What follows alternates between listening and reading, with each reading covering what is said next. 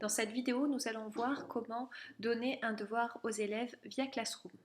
Donc, dans un premier temps, on va cliquer sur l'onglet Travaux et devoirs et on va ensuite cliquer sur l'icône Créer avec le plus et préciser que l'on veut créer un devoir.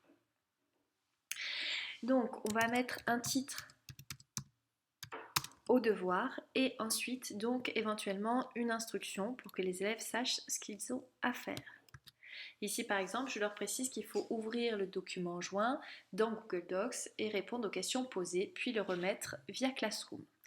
Donc, ce document joint Google Docs dont je parle, je l'ai créé en amont, donc il est dans mon Drive. Donc, je vais l'ajouter en allant le chercher dans mon Drive. Donc, il s'appelle Répondre aux questions. Donc, j'ai la possibilité, quand j'ajoute un document, donc de choisir une option qui est donc soit la consultation par les élèves, donc généralement si c'est un devoir à rendre et si c'est quelque chose que je veux récupérer avec du contenu produit par l'élève, donc je ne vais pas uniquement rester sur la consultation. Je vais voir les autres options. Donc il y a la possibilité donc d'indiquer modifiable par les élèves. Alors cette option-là peut être intéressante pour les travaux de groupe, en petits groupes, 2, 3 ou 4 élèves. Pour une classe entière, donc cela est difficilement réalisable parce qu'ici en fait cela signifie qu'il n'y aura qu'un seul document et que tous les élèves vont contribuer en fait sur le même document.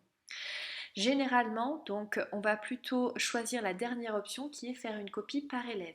Si on choisit faire une copie par élève, cela signifie en fait que chacun des élèves aura donc le même document vierge et qui pourra le compléter individuellement et ensuite le remettre au professeur pour correction. Donc je vous invite vivement lorsqu'il y a un devoir à rendre comme ici à utiliser donc l'ensemble des outils Google et de fournir donc un document vierge à vos élèves ou un document avec les questions qu'ils auraient donc à compléter pour ensuite pouvoir vous le remettre. C'est pour ça d'ailleurs que j'ai indiqué dans la consigne de l'ouvrir dans Google Docs. Attention de bien le préciser dans les consignes parce que parfois certains élèves le téléchargent et donc ensuite effectivement il n'est plus sous le format Google Docs et pour le corriger et y apporter des commentaires, cela pose souci. Donc précisez bien dans votre instruction justement donc, comment ouvrir le document. Donc une fois que vous avez fait donc une copie par élève, vous choisissez la classe à laquelle ou là où les classes à laquelle vous voulez envoyer donc le devoir. Vous pouvez choisir éventuellement les élèves. Donc dans le cas où justement c'est un travail par groupe et que vous voulez donc 4 élèves travailler ensemble, vous choisissez l'option modifiable par les élèves et donc vous n'envoyez le document qu'aux 4 élèves donc, qui auront à faire donc ce travail collaboratif. Les points, donc à vous de voir, vous pouvez préciser ou pas si c'est noté et sur combien. Lorsqu'on fait un devoir, généralement, donc on va vouloir que les élèves nous le rendent à une date précise. Donc il sera important de préciser la date limite. Vous pouvez préciser une heure si vous le souhaitez. Ensuite, votre devoir, vous pouvez, si vous avez déjà créé donc plusieurs thèmes, si vous avez plusieurs chapitres, donc vous pouvez effectivement préciser dans quel thème se situe ce devoir. Pour l'envoi de ce devoir, donc vous avez la possibilité donc de publier immédiatement ce devoir, éventuellement de le programmer, donc préciser le jour et l'heure à laquelle vous voulez que ce devoir soit envoyé, ou alors si votre travail n'est pas tout à fait terminé, vous pouvez aussi choisir d'enregistrer le brouillon et de le rouvrir par la suite. Alors, publions le devoir et allons voir ce qui se passe du point de vue de l'élève. Donc ici, l'élève voit qu'il a un nouveau devoir, donc activité 4. Il voit d'ailleurs sur le côté la date limite, donc mercredi. Donc il clique sur l'activité 4 et donc il prend connaissance des instructions. Et après avoir pris connaissance des instructions, donc il peut ouvrir en fait le document qui est proposé ici pour répondre aux questions. Donc c'est là effectivement où il faut l'ouvrir et non pas le télécharger.